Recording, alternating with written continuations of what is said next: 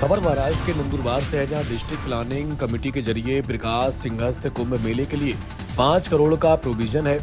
आज चंद्रकांत रघुवंशी ने कहा कि वे गवर्नमेंट लेवल से डिमांड करेंगे कि नासिक के सिंहस्थ कुंभ मेले के फंड का कम से कम 10% प्रकाश सिंहस्थ कुंभ मेले के लिए दिया जाए। संवाददाता जावेद शेख की रिपोर्ट।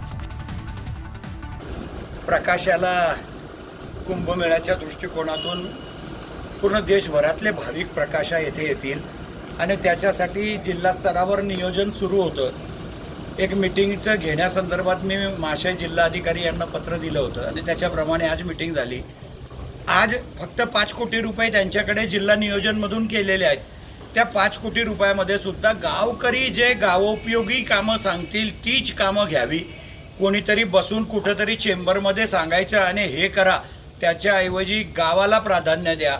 कारण भाविक गावात येणार आहे, मंदिरावरच येणार आहे आणि 2 मंदिरांच्याही ठिकाणी जातात, त्याचे रस्ते आणि परिसराचं सुशोभीकरण हे महत्त्वाचे काम आहे आणि त्याच्यासाठीच आज जिल्हाधिकारी मॅडमांनाही विनंती केली।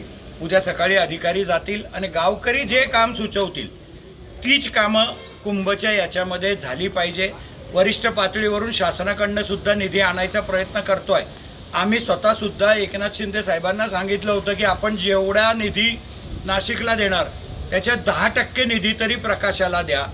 त्याचा आकडा बी फार मोठा होतो, तेवढे पैसे देणार नाहीत आपल्याला माहिती आहे, परंतु मागताना कधीही कमी पडायचं नाही, जास्तच मागायचे। मग जे येतील ते, पण प्रकाशाचा कुंभच्या निमित्तानं कायापालट झाला पाहिजे अशी आमची अपेक्षा आहे आणि ते पण गावकरी ठरवतील तीच कामं झाली पाहिजे। याच्यासाठी आजची मीटिंग होती। सर्व गावकऱ्यांनी सुचवलेलीच कामं घेण्यासंदर्भात निर्णय झाला आहे आणि भविष्यामध्ये ती कामं चांगली, आज 5 कोटीची का असेना, पण ती कामं चांगल्या दर्जाची गावकरी करून घेतील अशी अपेक्षा आहे।